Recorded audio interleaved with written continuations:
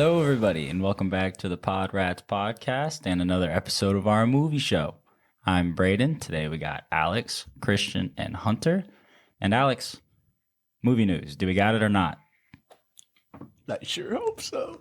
Not really, man. This is a slow week for movie news, but we do have some. Okay. So we'll start off a movie we all watched recently, Venom, Let There Be Carnage, broke $400 million worldwide. America's movie. The movie America's of the year. film of choice. 400 million? Yeah. Is that the first one this year? Yeah. And it's one of the top grossing movies of the pandemic era. I mean, I'd be surprised if this isn't the top movie, but this is basically the first Marvel movie to come out since the pandemic lifted, since theaters opened back up. So not too surprising. He can't keep getting away with this. Well, I guess there's Shang-Chi, right? Which I bet Shang-Chi probably had a bigger box office, but It was the second highest October release ever domestically, right behind Joker. How? It wasn't even That's good. pretty crazy. It wasn't even good. maybe we got it wrong, bro. Hey, Christian, if you read the article, it clearly says this film really resonated with our moviegoers. Did you not resonate with Venom in this? Bro, yeah, this is like the tweet that Brayden sent the other day with they were ranking Venom, Dune, Shang-Chi. Oh, yeah. And what was the last one? I can't remember But- the last one. Anyways, out of Dune and Shang-Chi, people were like Venom by far. Yeah, everyone was like, Shang-Chi Venom's the and- best one so far. It's so A lot dumb. of people Oh, did No really Time to like Die. it. I Yeah, think No it's Time to Die. A lot of people did really like it. It wasn't the worst. Hey, in my opinion, it was better than the first one, so. But it wasn't better than Shang-Chi. No. But that's just our opinion. That's a hot take, Christian. All right, we'll jump into the next Marvel news. Black Panther Wakanda Forever stops filming until 2022, We're just a Marvel News franchise now. basically. I mean, that's all there is this week. man. Marvel News, Marvel Reviews. So Letitia Wright got hurt on set back in August, and so they've shut down filming until early next year. Kind of sad. In August? Yeah. And still, what happened? So I'm not totally sure. Oh. Sorry, guys, I've failed you in movie news this week. It's okay. But basically, she got hurt on set during doing a stunt, and they won't be able to begin filming again until early next year. Dang. So, yeah. I wonder if this is in the wake of the Rust incidents and the crackdown on on-set safety. Hopefully. You know? Yeah, there was more news on the Rust producers this week too, but I decided to exclude that as I wanted a happy movie news this week. Yeah. Fair. That's fair. All right. And then on to the last one, Stranger Things Season 4. New trailer came out. Shows them heading to California. Have you guys watched all 3 seasons of Stranger Things? Yes. Yes. Yes, I think we have. Yeah. So, They're headed to California? Where is Stranger Things set? I can't fucking Come on, remember. guys. On the spot. they were in school. It's a small town. They're in school. There's a mall too. You know? That like colorful There's a one with the mall. neon lights going on. Who's the older dude that gets yeeted at the end? Hopper? Yeah, Hopper. Oh. Yeah. This is kind of, Yeah, I mean, this Hopper. is spoilers, but Hopper, police officer, Hawkins, Indiana. Hawkins, Okay. Indiana. See, I knew it was yeah, yeah, nowhere. yeah. I knew it was in the middle of nowhere. Yeah. Is that a real town? Is Hawkins, Indiana, a real place? I don't know. Let me see. Sorry to the listeners of Hawkins. Dude, what are they going to do? Fake Man. town, confirmed. It is fake fake. town? It What is town? fake. Like, Alright. Stranger Things, like, season 3 I liked, but they've done the same thing for 3 straight seasons. Yeah. I kind of wish they would have ended it like just where it was and not shown that sneak preview or whatever at the end of season 3 Me too. where Hopper comes Yeah, back. I really didn't like that sneak preview. Yeah. Because, like, you could have had people waiting for months and months with like that fresh on their mind, but instead they just kind of ruined it and were like, is that my chair? I thought that was somebody else's chair. Yeah, but instead they just like, gave it away, and then you don't really have anything to like think about until the next season. Yeah, I always like the bittersweet endings too. Yeah. In movies and TV shows and stuff. I think it gives you more to ponder. Mm-hmm. So the Upside Down's going to Cali. Mm-hmm. Yep, they're going to be seen in Los Angeles now. Oh, Are they hell gonna be yeah. like? They some LA kids. Were they in That's high not school in facts. season 3? Or I feel like they're still children. they're not though. but, They're really kids, not. Yeah, but they're not that. The actors aren't. I feel like they're like probably like freshmen. Like it had to be early high school. Because like at some point, they're not gonna be kids anymore. They'll be kids forever. I just hope it's not the same. I hope it's not another freaking Demogorgon deviant type thing. You know that's what it's gonna be. Millie Bobby Brown was 12 in season 1. Damn. Wow. She's 18 now. Almost 18. 17. Okay. Yeah. Going on 18. Well, assuming they keep like real life timeline with show timeline. Yeah, true. Yeah. I just meant like 11. Yeah, Her yeah, character yeah. was 12 in Yeah. the show. So they were in like middle school at the very beginning. Yeah. So now Yeah. they'd be in 8th grade. Yeah. Is there like a cool. when is it supposed to come out? Season 4? Do we know at all? I feel like we should. But... next year.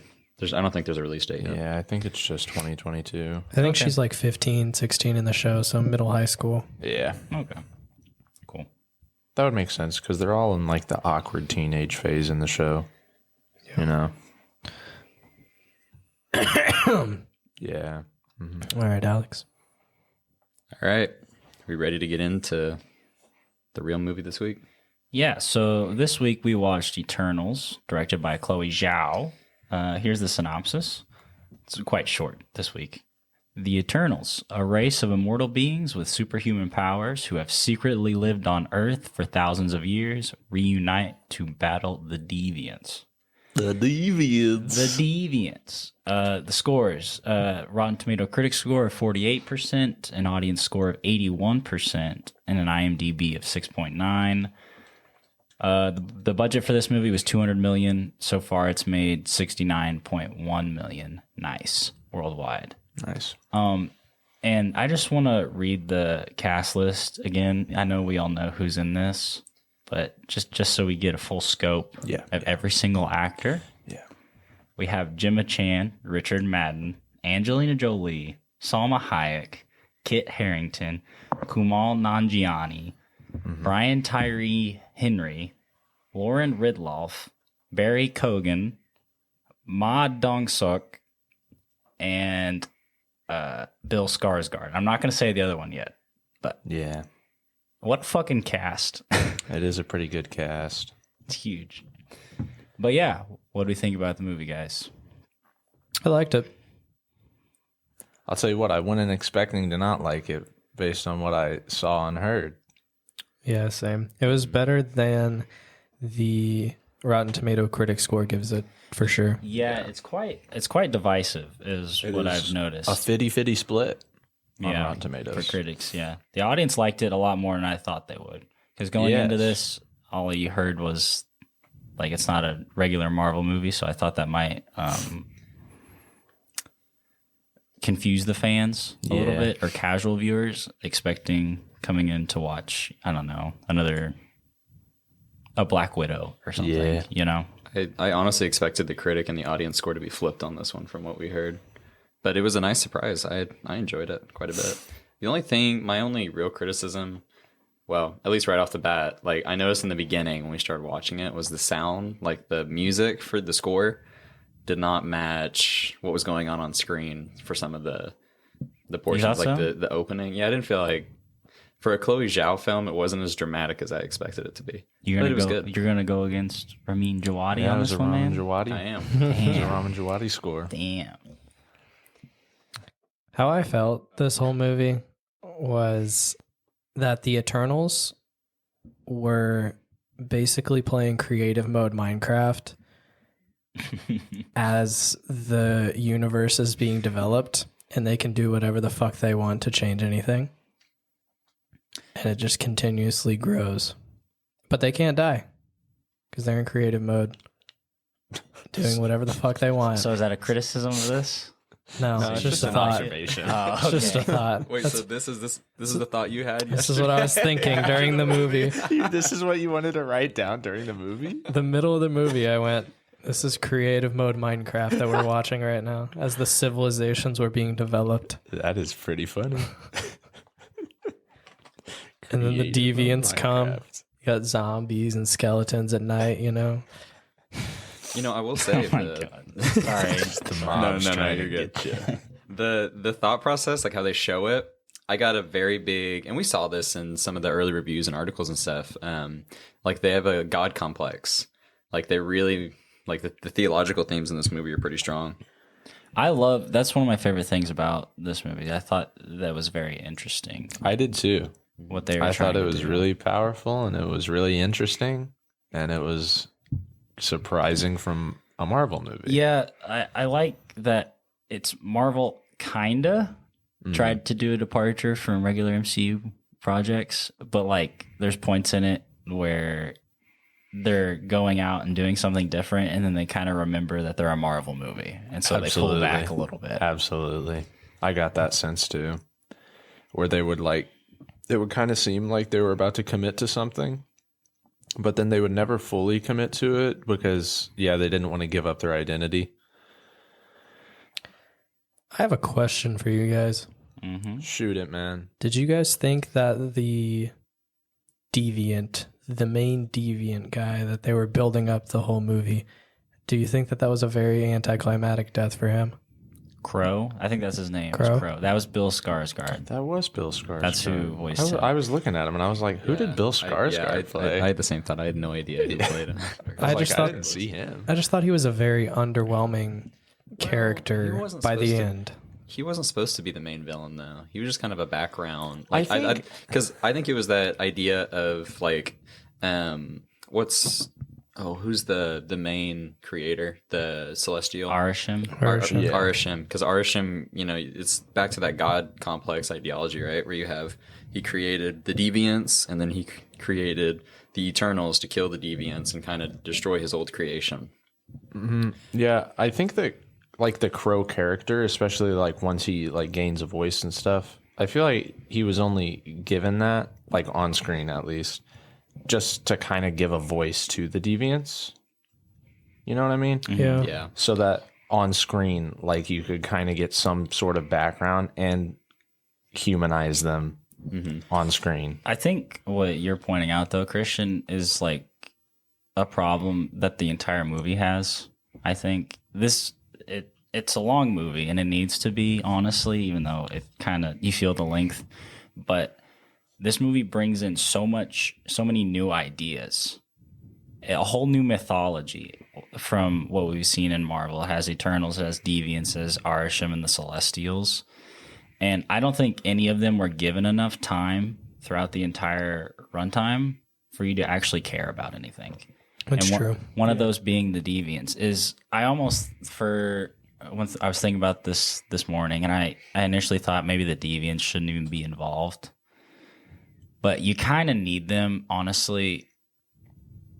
And so the only solution would be they had to give him more depth, more characterization.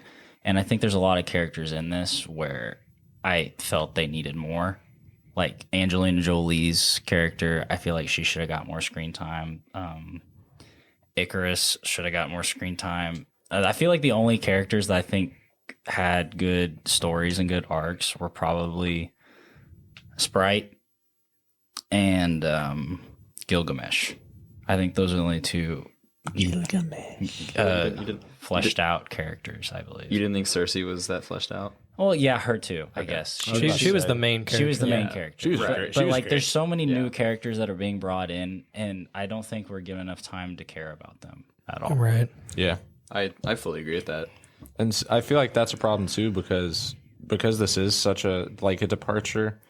I mean, it's hard. I mean, the Avengers does it, and like Guardians of the Galaxy, when you have this huge set of characters and they make you care about each one, but it's hard to do, and especially this, one movie. They're only given one movie to do all of this. especially with this, because most people don't know about the Eternals in like Marvel comic book lore. You know, I feel like unless you're a hardcore fan, Unless you're a had no hardcore idea fan. who the Eternals was. 'Cause So I it- didn't. and that's why they have this huge runtime to try and establish you with some sort of relationship with these people. But yeah, I agree. I mean, like looking at the characters, I mean, the only ones like I really cared about were Sprite, Cersei, and my boy Kingo. Shout out Kingo. that scene when he's filming the movie, that was fucking great. Did you get that? Hey, and that leads into my next point. I'll tell you what worked for me in this movie. The comedy. I thought this movie was funny. I think the comedy is much more subtle, aside from Kingo's director. I think the comedy is much more subtle for a Marvel movie.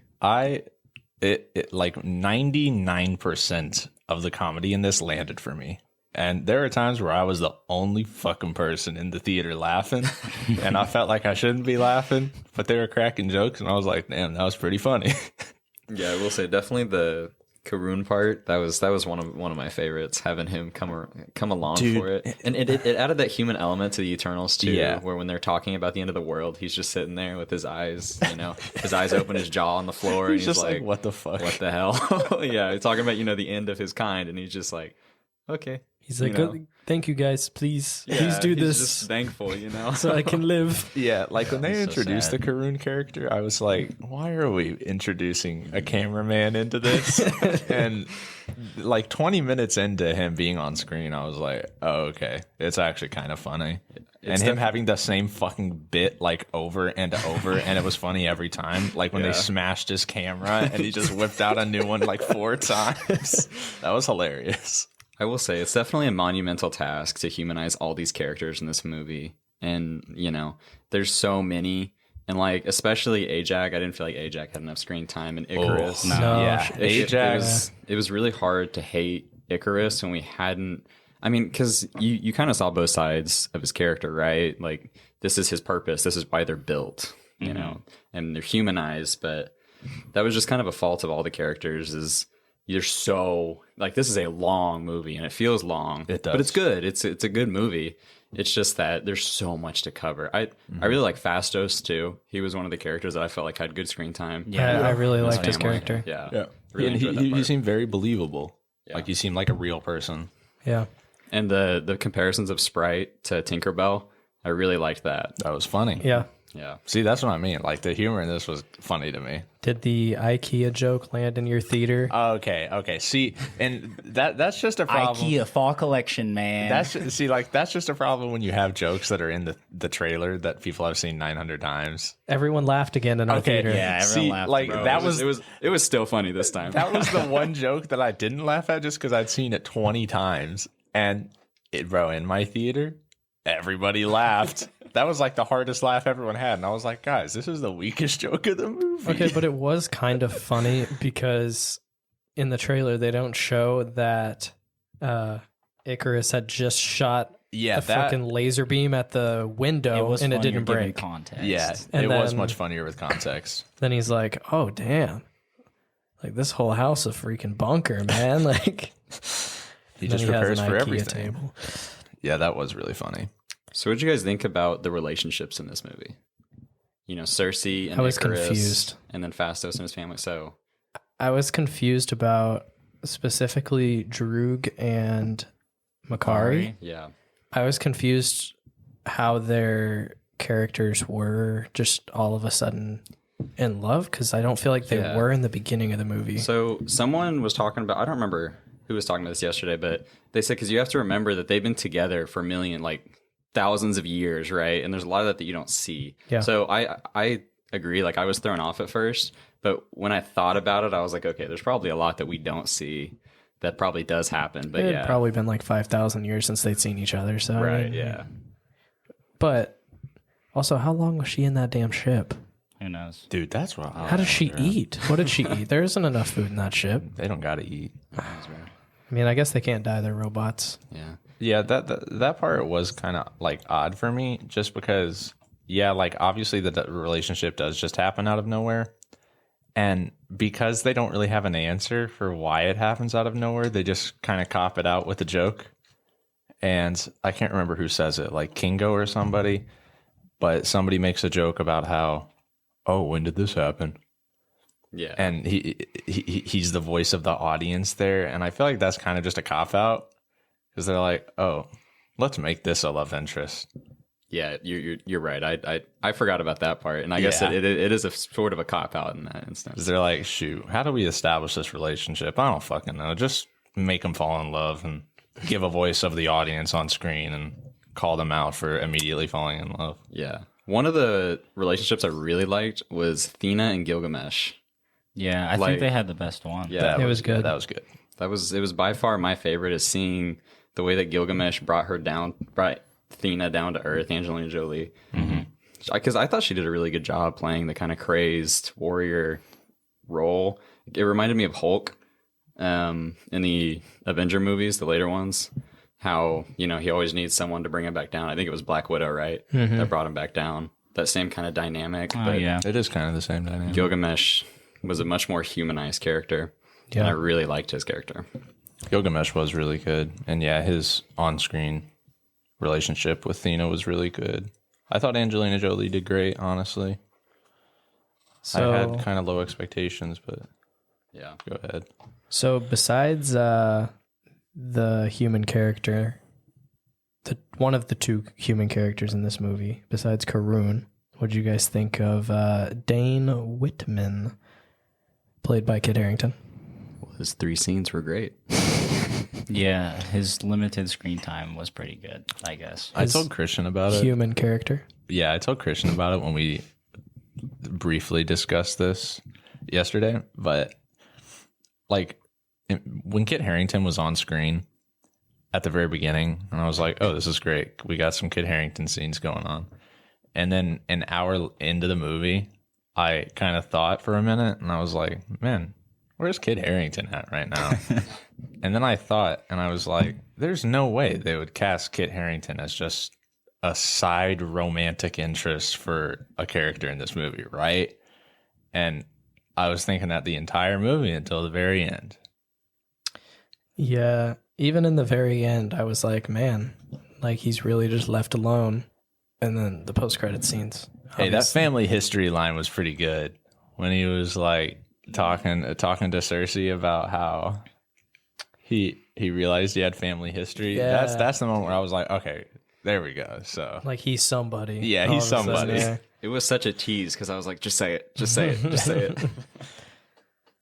But yeah, I saw in the Letterboxd character description that he was going to be playing the Black Knight, and I was expecting the Black Knight to be a big character in this movie. yeah. And then Kit Harington was Dane Whitman in this movie. Yeah, because I saw that too. And by the time I saw it, the movie, I completely forgot that he was casted as Black Knight.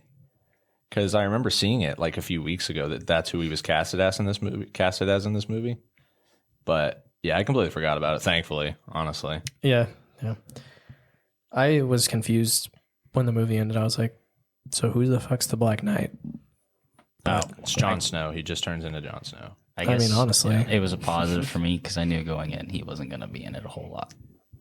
Okay, see, But- I thought Gemma Chan and Kit Harington, Cersei and Dane Whitman, I thought the roles were reversed. I thought Dane Whitman was one of the Eternals. So I was so confused when I saw Cersei. Yeah, in the trailer, I thought like that scene where the bus flips. Yes, I thought exactly. like in the trailer, I thought that was Kit Harington doing that. Yes. So I know exactly what you mean because like when that scene happens and the bus is flipping when they're in the street and Cersei like turns the bus into rose petals, in the trailer it kind of looked like that was Dane. Yes.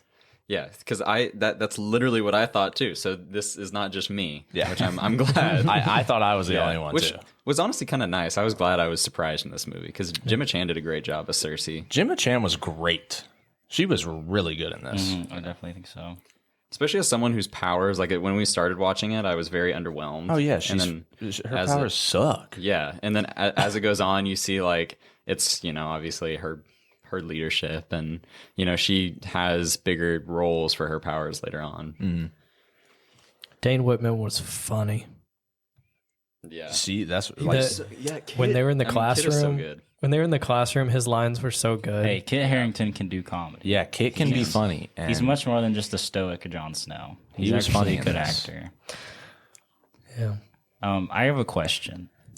Shoot it. Yeah, it has to do with the whole climax, which I thought was cool. Do you guys, bias aside, do you guys agree or disagree with the whole point of killing millions of lives or billions of lives? You're proposing a to save moral question trillions. right now. Well, okay, that's one of the cool things about the movie is I don't think there's really a good or bad guy. I did, yeah.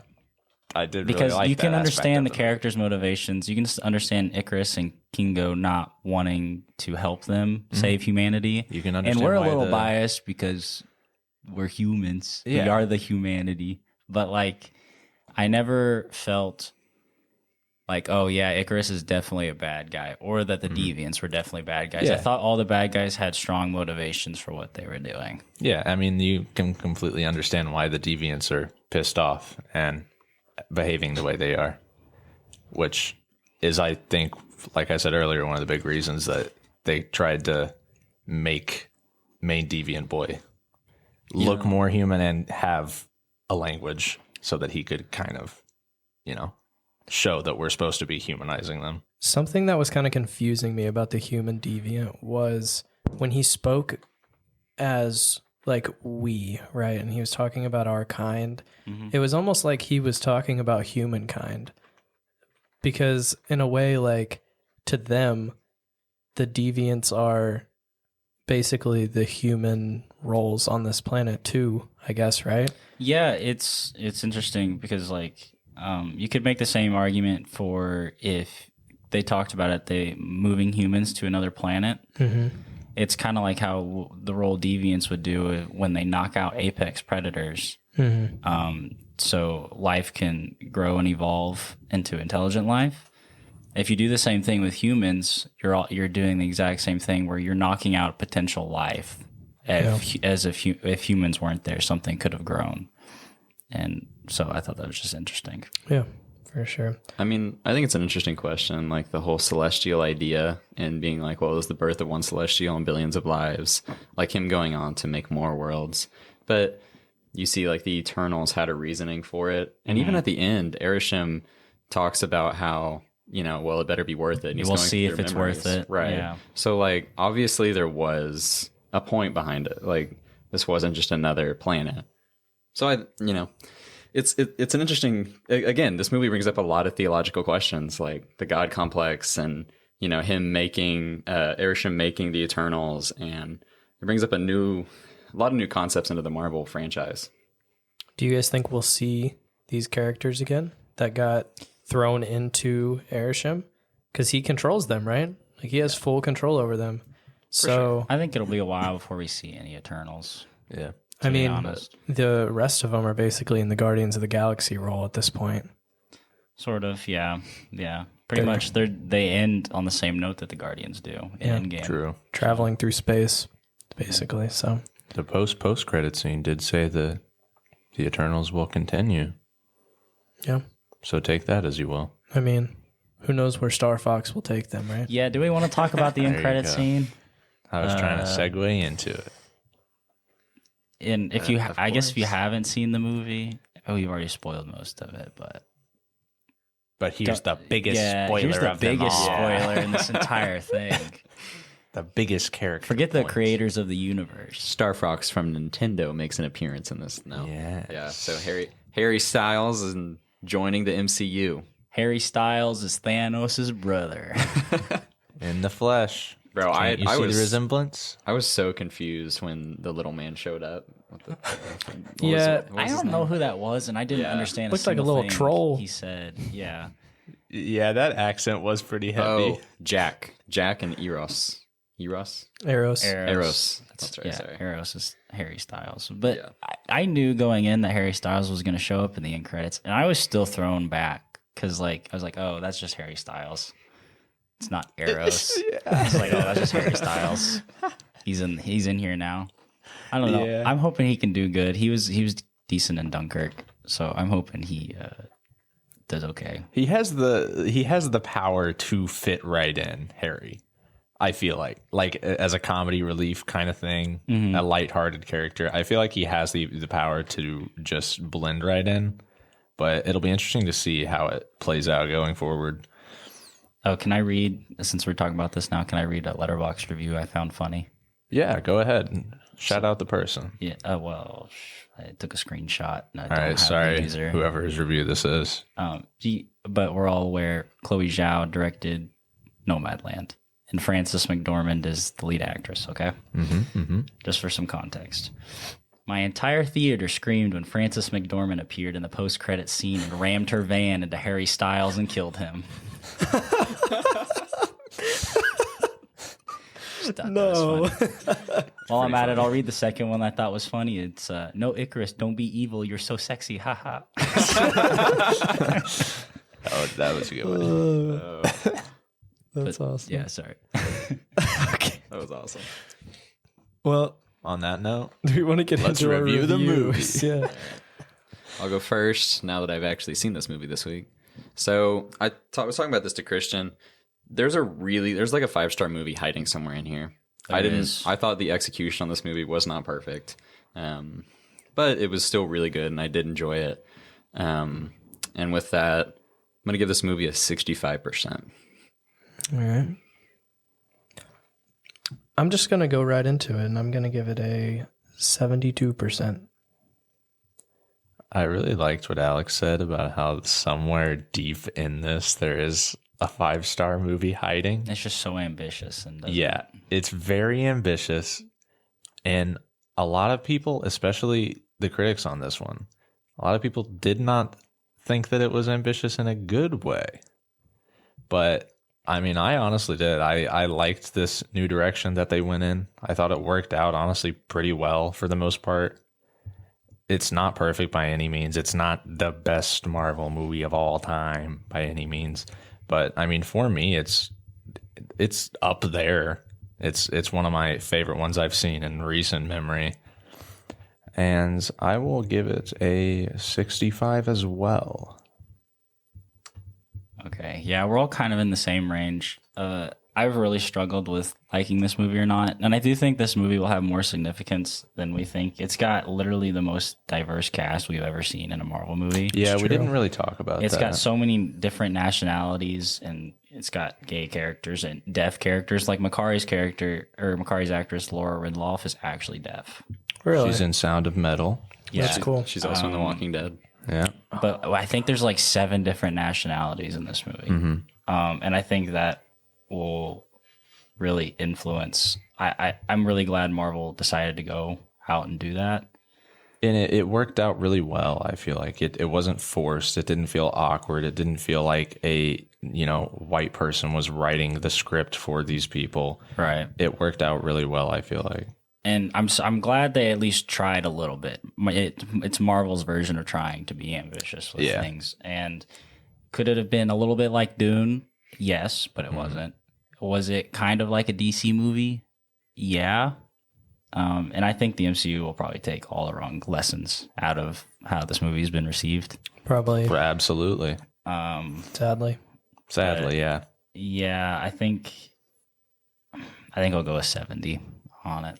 That was a long story long for you for my rating, but All right. Drum roll, please.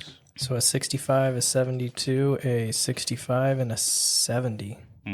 Gives us a cheese meter score of a 68%. 68%. Which, I'm sad. I really wanted this movie to be so good. yeah. Hey, I went in thinking I would hate it and that it would be terrible, so I was pleasantly surprised. It was good. This was a good movie, and I don't want anyone to think that they shouldn't see it. Oh, yeah, because it was great, and it was ambitious in all the right ways. I definitely think you should see it.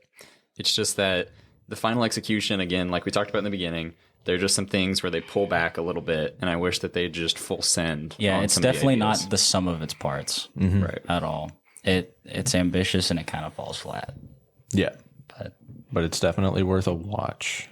Christian, want to take us out of here? If you made it this far, then thank you. We appreciate your support. And if you enjoyed what you heard today, go ahead and like the video if you're on YouTube, or leave us a review wherever you listen to your podcasts.